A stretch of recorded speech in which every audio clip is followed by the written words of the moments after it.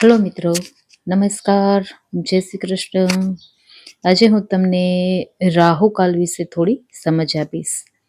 આની પહેલાના વિડીયોમાં મેં તમને અભિજીત મુહૂર્ત વિશે સમજ આપી હતી કે અભિજીત મુહૂર્ત ખરેખર શું છે અને અભિજીત મુહૂર્તમાં તમે કોઈ પણ પ્રકારના શુભ કાર્યો કરી શકો છો. એવી જ રીતે રાહુકાલ પણ એટલો ઇમ્પોર્ટન્ટ છે, કેમ કે જેવી રીતે અભિજીત મુહૂર્ત છે એ સાથે 7 દિવસ આવે છે, એ જ રીતે રાહુકાળ પણ સાથે 7 દિવસ હોય જ છે.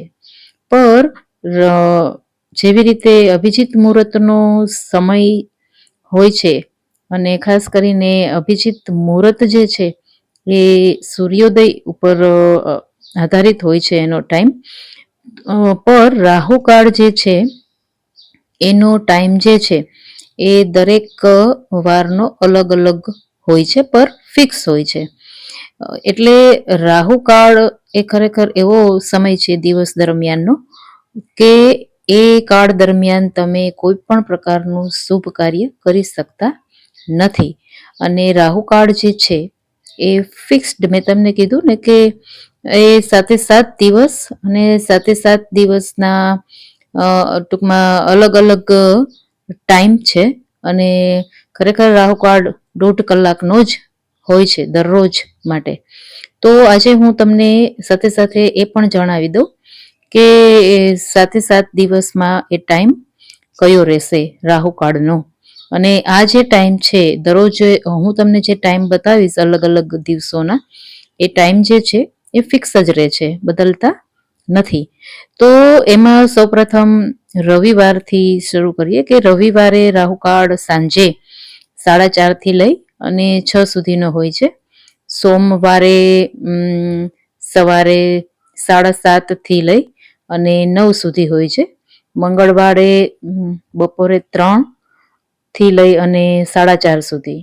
બુધવારે બપોરે 12 વાગ્યાથી લઈ અને 1:30 વાગ્યા સુધી રાહુકાળ રહે. ગુરુવારે બપોરે 1:30 વાગ્યાથી લઈ અને બપોર પછીના 3 વાગ્યા સુધી. શુક્રવારે સવારે 10:30 થી લઈ અને 12 વાગ્યા સુધી. અને છેલ્લે શનિવારે સવારે 9 વાગ્યાથી લઈ અને 10:30 સુધી. આ રીતે રાહુકાળ જે છે એ અલગ અલગ હોય છે દરેક દિવસનો, પણ એનો ટાઈમ જે છે 1.5 કલાકનો એ તો ફિક્સ જ રહે છે.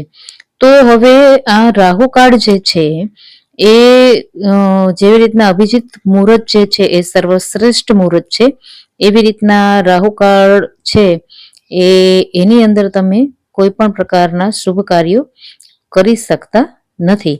તો આશા રાખું છું કે રાહુકાળ માટે તમને મેં જે ટાઈમિંગ આપી દીધા છે એ ટાઈમિંગ જોઈ લેશો. છતાં પણ હું વિડીયોની સ્ક્રીન પર એનો એક ફોટો જે છે એ અપલોડ કરીશ, જેથી કરીને તમારે એ ફોટાનો સ્ક્રીનશોટ લઈ અને રાખી શકો અને રાહુકાળને તમે જોઈ શકો. તો હવે હું અહીં રજા લઉં. મળશું હવે પછીના વિડીયોમાં. અને મારી ચેનલને લાઈક, શેર અને સબસ્ક્રાઈબ જરૂરથી કરતા રહેજો. તો સૌ મિત્રોને જય શ્રી કૃષ્ણ.